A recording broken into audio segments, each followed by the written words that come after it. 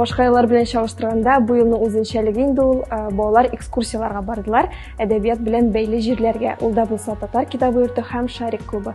Узган елларда аларның бары тик сәләт йортында гына очрашу булса, хәзер инде алар Казан шәһәренә карап та бүтән җирләрне күрделәр.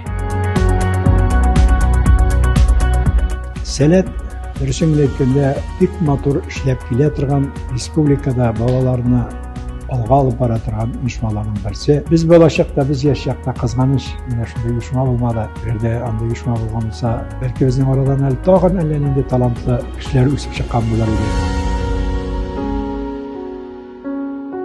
Елдан-ел барыбер менә эшләүнең нәтиҗәсе бар. Шуңа күрә дә балаларда да тырышлык сизелә һәм менә бу сәләтнең менә шушы эшләрне башкаруы ул барыбер милләт кыюсына тамчы булса да су өстәп торган кебек. Минем әйтәсе килгән сүзем, талантлы, сәләтле балалар бар. Аларны укыгачтан телебезгә әле яшибез икән дигән өмет белән уяна. Менә минем җавабым шушы.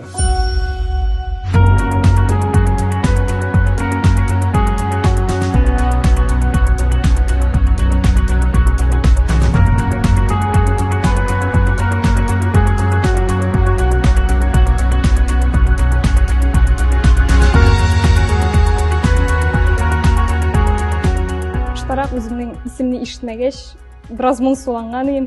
Нишләп килдем инде мин монда, миңа урында булмаган дип шундый хисләр бар иде, ләкин инде аннан соң үземнең исемне ишеткәч, әлбәттә бу хисләр югалды. Мин бик шат идем һәм катнашучыларга киңәшем мондыйрак: бәйгеләрдә катнашыгыз, әгәр дә мәсәлән минем сыман беренче елны катнашучы сертификаты гына аласыз икән, бердә боекмагыз, икенче елны тагын катнашыгыз һәм инде өченче елны тагын да үзегезне камилләштереп, шулай гран-при алырсыз дип ышанып калам.